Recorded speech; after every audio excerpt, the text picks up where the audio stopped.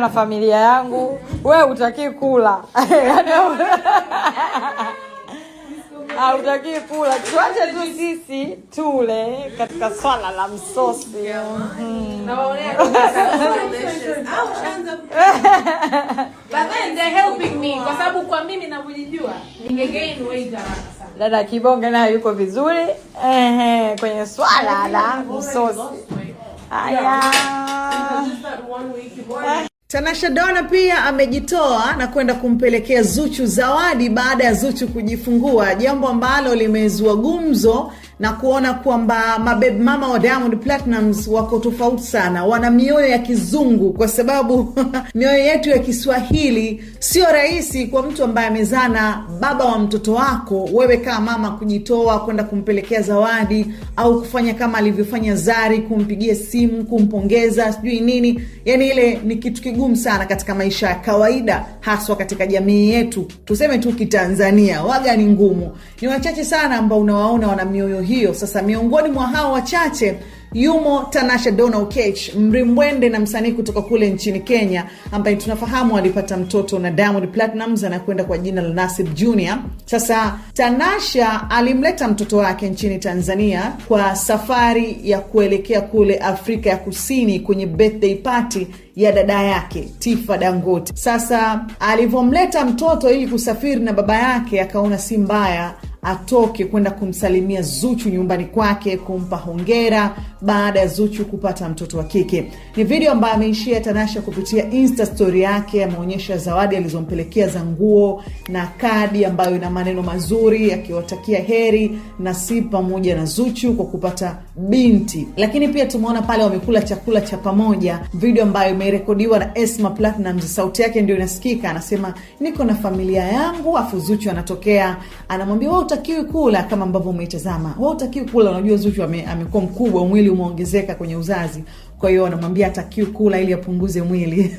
Alafu Tanasha anaonekana pale anakula, kuna mtoto Esma na watu wengine ambao walikuwepo hapo. Kwa kweli huu ni moyo wa tofauti sana, ni watu wachache sana ambao unaweza kuona wanafanya kitu kama hichi. Na kuna video nyingine ambayo Tanasha ameiposti wakiwa na Zuchu, wanaambia oh hongera, wanajisnap.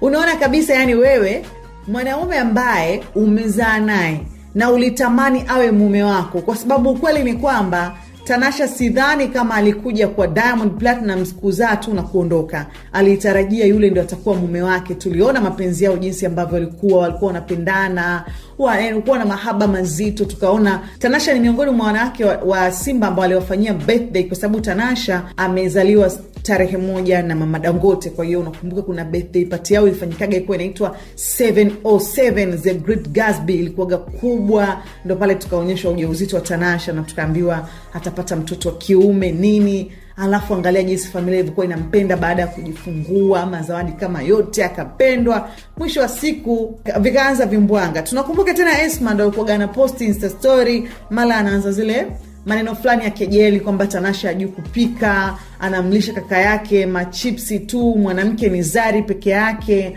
ambaye Zari yani akifikaga nyumbani unajua mwanamke yupo, atapika, atafanya usafi. Akanasema hao wengine hawajui kupika. Tanasha nakumbuka hata kuna kipindi alifanya interview akiwa Kenya na akawa anawajibu naye kupitia Insta story, kama sijui kupika, huyo kaka yenu kwa muda wote niliokaa Tanzania alikuwa anakula magengeni. Na hata hivyo mimi sikuja kwa ajili ya kupika.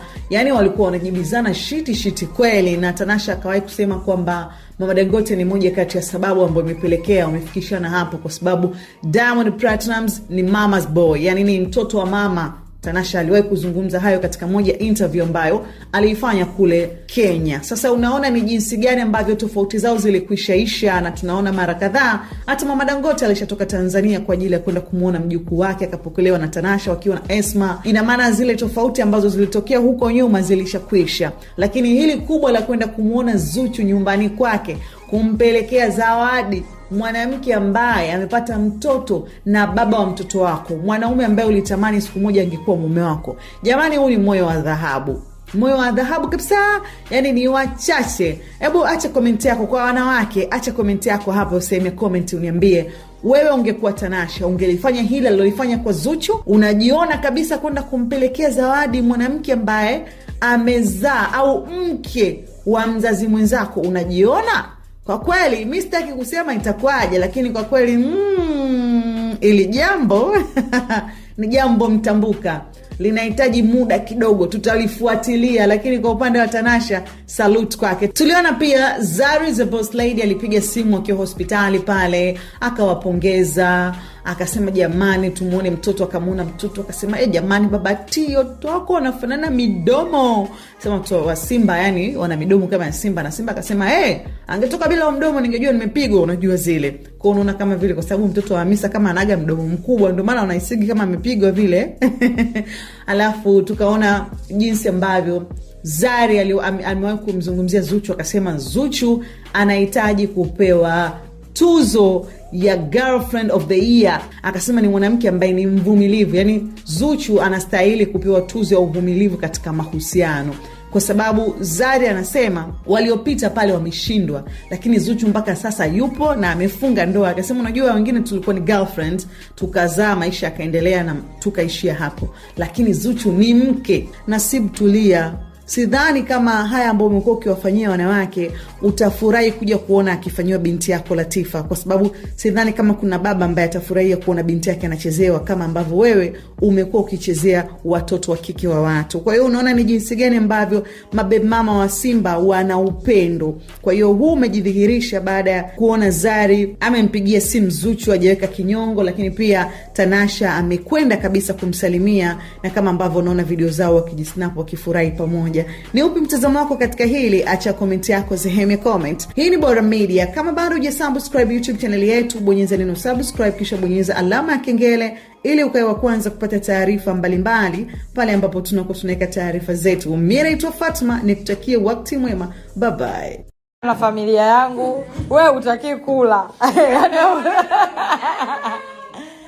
Hautaki kula. Tuache tu sisi tule katika swala la msosi.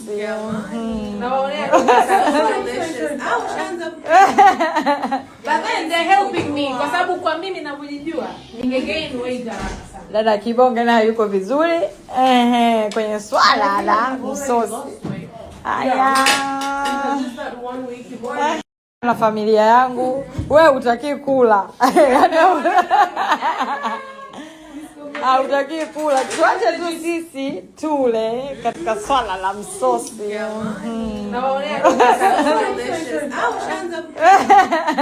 But then they're helping me kwa sababu kwa mimi ninavyojijua ningegain weight haraka sana. Dada Kibonge naye yuko vizuri kwenye swala la msosi.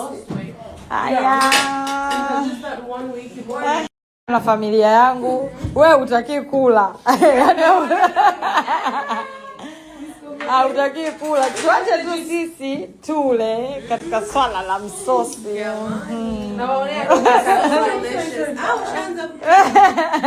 But then they're helping me kwa sababu